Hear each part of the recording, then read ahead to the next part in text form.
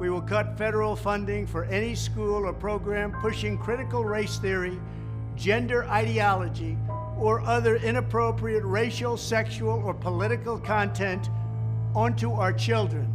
They don't believe that your children should be educated. They believe that they should be indoctrinated. This is a cult. We have been dealing with a gender ideology cult. Are we helping children to affirm who they really are inside? Or are we indoctrinating them into a cult of gender ideology that could leave them scarred, literally and figuratively, for life? I am reporting to you from the front lines of the war on gender ideology. It's a fundamentally anti-life and anti-human ideology. It's coming for our kids, and we have to do something about it. You know those 1930s newsreels where there is a fire moving over a map of the world, and it's about the spread of Nazism? It's right there in front of you. You know what it is, and you know it's bad. What if something very similar is happening now in the 2020s? What if this anti-gender ideology movement is fascism, and it's coming for you and everything you care about? Abortion rights, gay rights, trans rights, women's rights, thinking critically about gender, sexuality, and race. Democracy itself. What if you sensed it coming, but weren't exactly sure who the enemy was or how to fight back?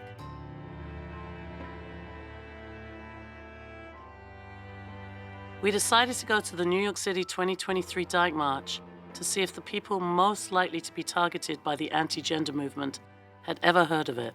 Hi, I'm doing a podcast and wonder if you know the term gender ideology. I do not know. I think maybe it's a new topic that people are trying to be more well-versed in. It's the theories behind where gender comes from. I mean, I can imagine what it is, but I don't know if I've exactly heard that. Yeah, I mean, I can probably guess. Gender ideology? I've never heard the term. This is Feminism, Fascism, and the Future, a podcast that connects the dots. We want to see the forest for the trees. The people who don't want women to have access to abortions are connected to the people trying to shut down drag queen story hours, and they are connected to the people who won't accept fair and free elections. And they are connected to white supremacists who hate migrants and immigrants and Jews and black people. In other words, this is not a few small fires we need to put out, but one giant-ass fire that is spreading fascism around the world. In order to fight this global fascism, we need to know who the enemy is. But it's difficult in a media landscape that often refuses to name this movement as both global and fascist. Too often, journalists don't connect the dots. They don't show us how Hungary's Viktor Orban shutting down gender studies is connected to Ron DeSantis in Florida, passing the Don't Say Gay law, and how this is connected to the rhetoric used by Vladimir Putin to justify his imperialist war in Ukraine as protecting Russians from gay Europe. The thing about fires is they don't start all at once, but often burn underground, unnoticed for years and even decades. That's the case with the anti-gender ideology movement. It started in the 1990s, but now it threatens democracies around the world. This podcast isn't just about the problem, though. It's about how to fight back. We talk to academics, artists, and activists who are mobilizing for our future. Thanks, Alison Seeger, for that introduction. I'm Lori Essig, and I am nearly everything that the anti-gender ideology movement hates. I'm a professor of gender studies, I'm a single mother, I'm a lesbian, a feminist, and a Jew. And, to be honest, I'm scared, really scared for our future.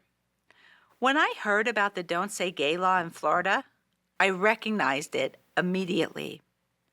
I have spent much of my life living in Russia and was, until 2019, sometimes teaching gender studies there. The Florida law uses the exact same logic and language as the 2013 anti-gay propaganda law in Russia. In Russia, you could not discuss LGBTQ existence in front of anyone under 18. The Don't Say Gay law makes it illegal to discuss LGBTQ existence in schools in Florida.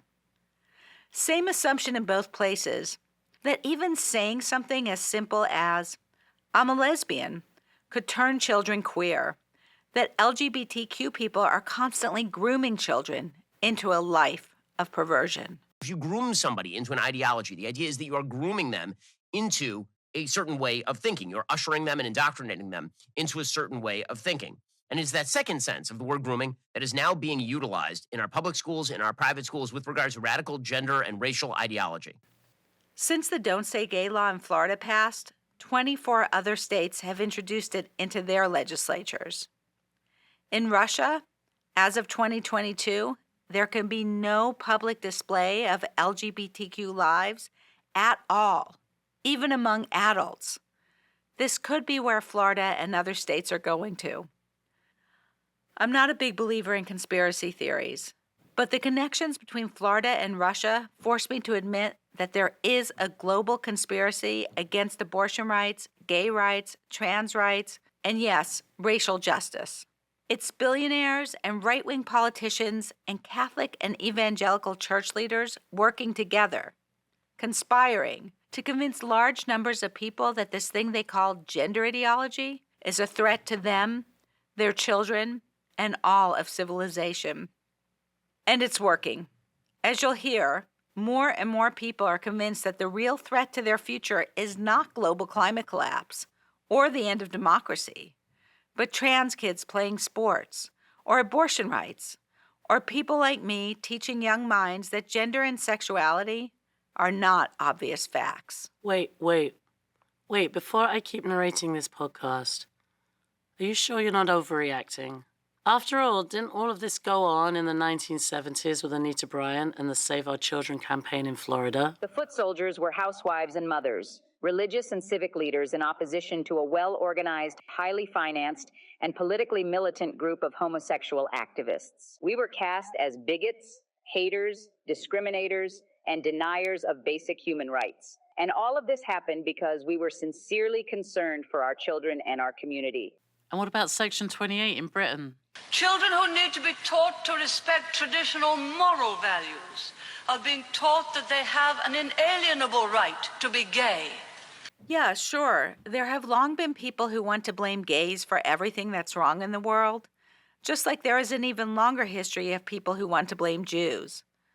But what's different now is these anti-gay and anti-trans and anti-feminist voices are organized by global organizations like the Catholic Church, and political parties like the GOP, and media like Fox News. And they put it all together into this nice little propaganda pill that, once swallowed, motivates large numbers of people not just to vote for candidates who are screaming about gender ideology, but to actually commit acts of violence against LGBTQ people and feminists. As the American right has united around the cause of diminishing LGBTQ rights, extremist groups have found an opening. Stephen Pigott of the Western States Center has been tracking active clubs in Oregon, Washington, and Montana. Together, they've allied to form something called the Northwest Nationalist Network. What's been troubling for me is to see their activities increase, especially during Pride Month, where you have these folks teaming up with other white nationalist groups and also crossing state lines to engage in the targeting of Pride events across the region. Oh yeah, that's bad. That's bad. Tell me more. Well, let's go back to how it's different. If earlier movements like Save Our Children were anti-gay, today's anti-gender ideology movement is anti a lot of things, including any idea that sex and gender might be more complicated than a binary. They are out to stop certain forms of knowledge, things like gender studies, from even being taught, and they are closely affiliated with white supremacist movements. That's why the anti-gender ideology movement in Florida quickly became the anti-woke movement.